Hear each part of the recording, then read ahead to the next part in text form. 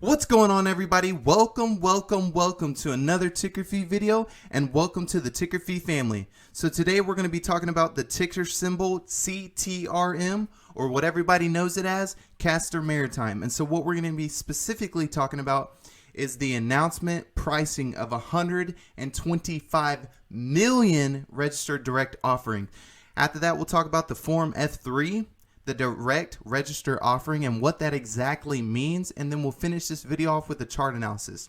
Guys, thank you so much for the support. It means so much to me, and I really do appreciate it. And for those that are here for the first time, welcome to the channel. And with that being said, let's go ahead and get started. Okay, so if this is your first time learning about this company and you've never heard of Castor Maritime, if you actually go on my channel and scroll all the way down to about a month, you'll actually see right here, it's got about 1,100 views. About a month ago, you'll be able to see that I actually broke down Castor Maritime, what the company is about, what they do, and what kind of services they provide.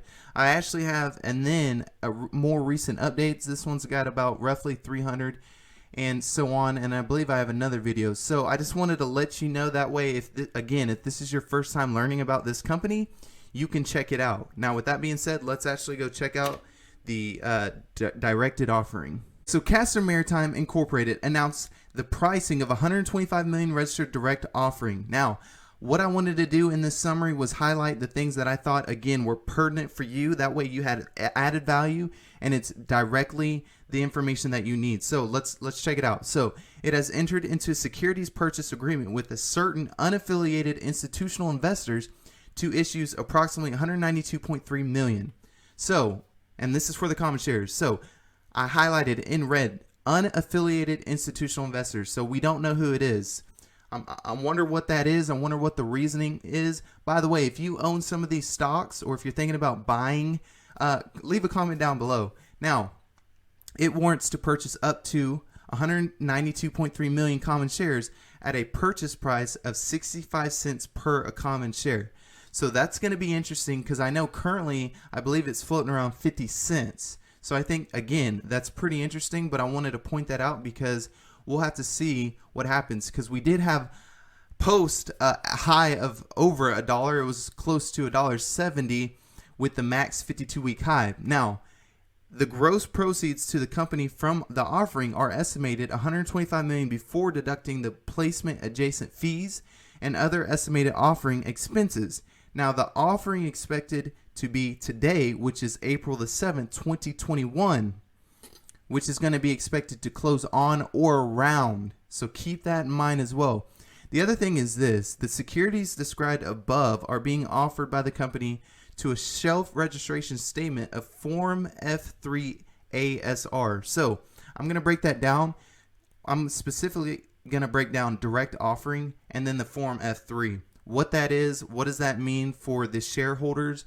Because when you have skin in the game and something like this pops up, we need to know. So let's check it out. Okay, so what is an SEC Form F3? Now, I've talked about Form F4 and Form F8. So this is going to be F3. So it's a regulatory from registered securities that is used by foreign private issuers who meet certain criteria.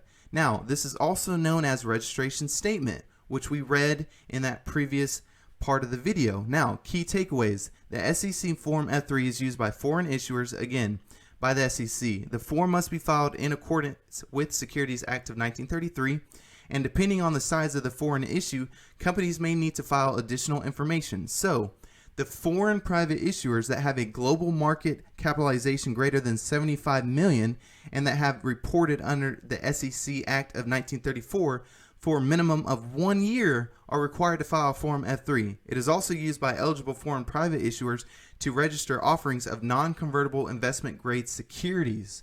So again, I wanted to point that out. Now let's actually see what the advantages are of a direct registered offering. Okay, so during the economic downturn, many public companies are turning to what is known as the registered direct offering to raise capital when traditional public offerings and private investment in public equities, which is known as PIPEs, which you've seen before, are not feasible. So what is a registered direct offering? So it is an offering of securities, right, through the SEC to pre-identified investors. As such, the shares purchased by the investors are not registered but readily tradable. So most registered direct offerings involve the use of a placement agent who places the securities directly with the investors.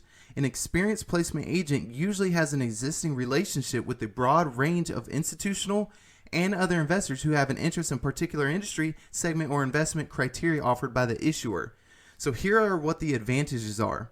So there are many advantages. So unlike PIPE, the shares from a registered direct offering are not restricted securities and may be resold by the investors without registration. It allows the issuer and the placement agent to gauge the investor's interest. Speed to financing, since most public companies should take advantage of the Form S shelf registration process. It may enhance market following, usually a smaller discount to market price when compared to PIPEs, and if necessary allows the issuer to increase its round lot shareholders for uplisting onto a more senior exchange. So I thought that was, again, some added value because, I mean, to be honest, I didn't know exactly what the registered direct offering meant. So I thought this was really good because you can break it down. So these are the advantages. Now let's check out the chart analysis. When I'm looking at the chart for Castor Maritime, what I notice right away is going to be the volume trade. So when I'm looking at, for example, the end of January, it had 773 million trades, right? So that's buys and sells, right? So that's going to be the support and the resistance. But when I'm looking over here all the way to today, you're looking at 208 million, right? So that's a drastic change. Now, with that being said, it's all based off the catalyst. Now, we've been collecting these vessels over and over, right? Which only is going to help us with constant, revenue over and over. And so that's always going to be good. But when you're looking at the trend line and the support, you can see that clearly what we opened up at, which was going to be 0.55, the high of 0.56, and then they were trying to do the direct registered offering at 0.65. So the last time it was around that time is you're going to see